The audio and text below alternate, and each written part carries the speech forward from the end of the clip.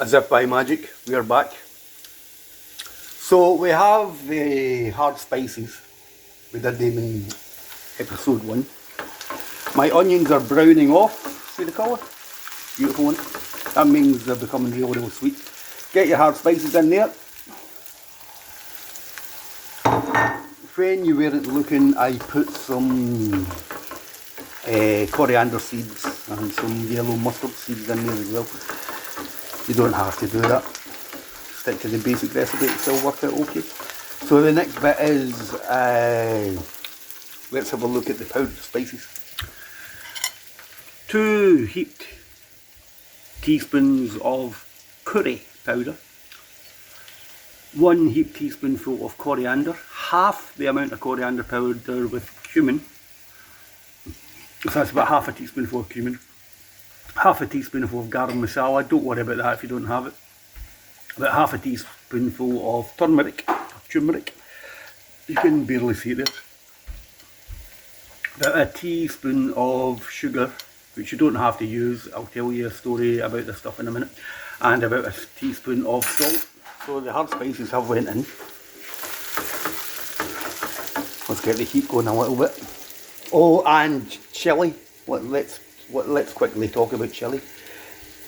I've put a whole dried chilli in my ginger and garlic paste. There's some coriander in there as well. Chilli can make or break it. If I was using powdered chilli, I would probably start out with half a teaspoon. Taste it once you put it in and maybe add a bit more, because chilli can make or break a curry, can't it? You don't want it too spicy and you don't want it not spicy enough. Chilli has got its own flavour, so what? So chilli's got its own, it adds a flavour as well as heat. It adds a flavour as well as heat to it, and it's essential. So let's just swizz that up. Oh.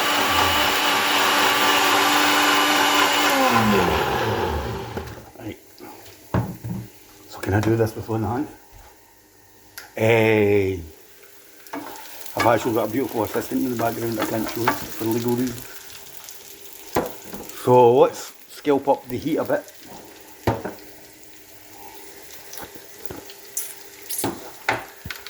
Next thing with powdered spices is you want to cook them off a little bit.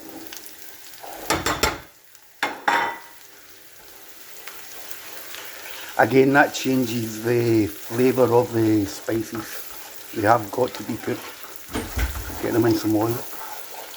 And you'll smell a nice aromatic fragrance. Begin to smell like a curry now.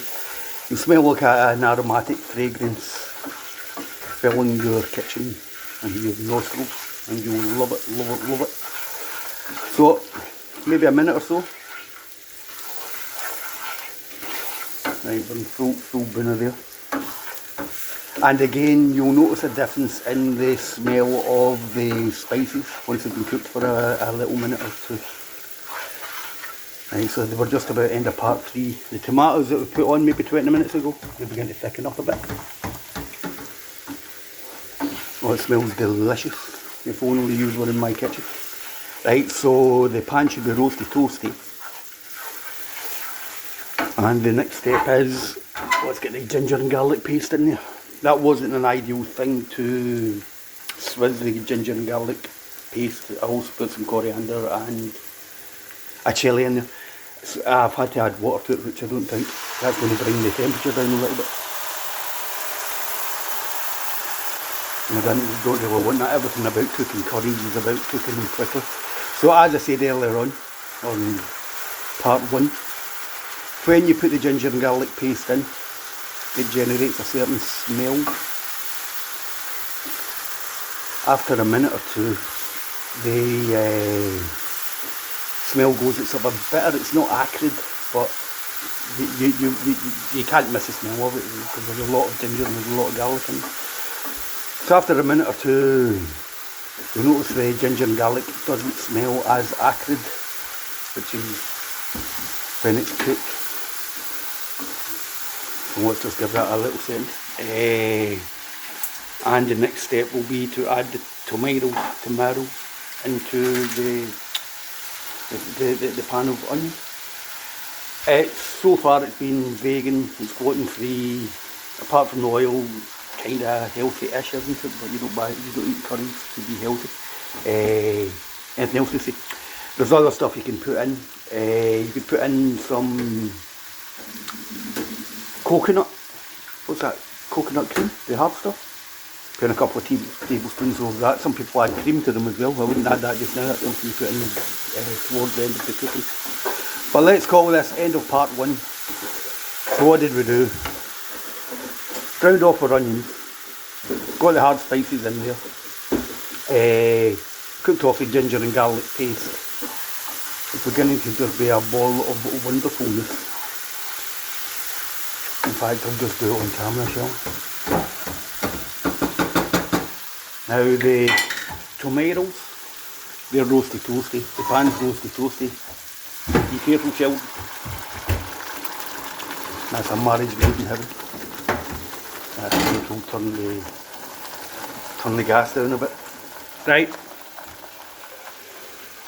Episode 3, all we're basically going to do is stick that in the liquidizer. Try and get the hard spices out of it, stick it in the liquidizer, have a taste, work out whether we need any more sugar or salt. Rather than use sugar, I usually use half a jar of mango chutney. That seems to be great. It's not, every curry shop in Britain has got their own way of doing it. This is by no means the way any particular shop does it. It's just something I think has got quite close to restaurant style Indian curry cooking. Cooking with Zambo. What's not to love it? Thanks for watching. Bye.